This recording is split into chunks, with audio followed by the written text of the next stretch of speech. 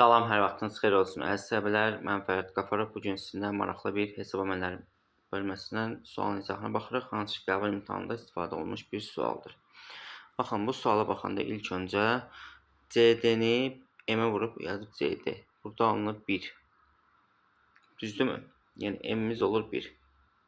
Ondan başqa, əgər hesab əməlləri bölməsini yaxşı biliriksə, bizim belə bir qaydamız var. Yəni heç biz birinci və ikinci ifadəyə baxmadan da sualımızın həll qədəsini tapa bilərik.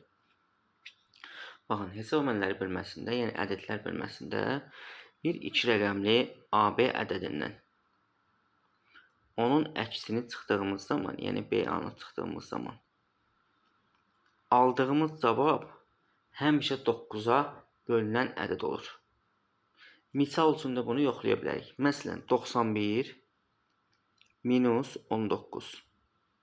Burada alındı 72. Görürsünüz, bu 9-a bölünən ədəddir. Məsələn, 63 minus 36. Alındı 27.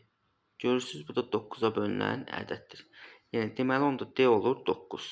Yəni, heç birinci və ikinci ifadəyə baxmadan sualımızı tez bir zamanda həll etmək yolunu tapdıq. Ondan başqa, baxın, bir neçə qaydanı yazıram bura, sizin ağlınızda qalmış olsun. Bir 2 rəqəmli AB ədədinin üzərinə onun əksini gəldiyimiz zaman aldığımız cavab həmişə 11-ə bölünən bir ədəd alınır. Misal üçün, məsələn, 27 plus 72 alındı neçə? 99. Görürsünüz, bu 11-ə bölünən ədəddir. Özümdən deyirəm. Məsələn, 42 plus 24 alındı 66. Görürsünüz, bu da 11-ə bölünən bir ədəddir. Bir qayda ilə yazıram bura. Baxın, bir 3 rəqəmli ABC ədədindən onun əksini çıxdığımız zaman, CB-anı çıxdığımız zaman alınır məsələn X, Y, Z. Düzdürmü? Mən bilmirəm, indi bu ədədlər neçədir. Burada Y həmişə 9 olur. X ilə də Z-in cəmi 9-a bərabər olur.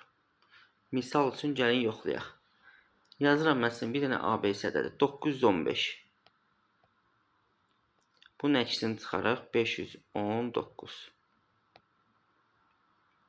Baxın, 5-dən 9 çıxa bilmirəm. Birini verdim bura. 15-dən 9 çıxanda 6. Burada qalmışdı 0. 9-dan birini verdim. 0-ın yanına oldu 10. 10-dan 1 çıxanda qaldı 9. Burada 8 qalmışdı axı. 8-dən 5 çıxanda alındı 3. Baxın, ortadakı görürsünüz, həmişə 9 alınır. Kənarların da cəmi 9-a bərabərdir. Sualımızın izahı bu qədər. Bu tip videoların gəlməni istəyirsinizsə, videonu bəyənməyi, dostlarınızla paylaşmağı unutmursunuz. Sağ olun, növbəti videolarda görüşənədək.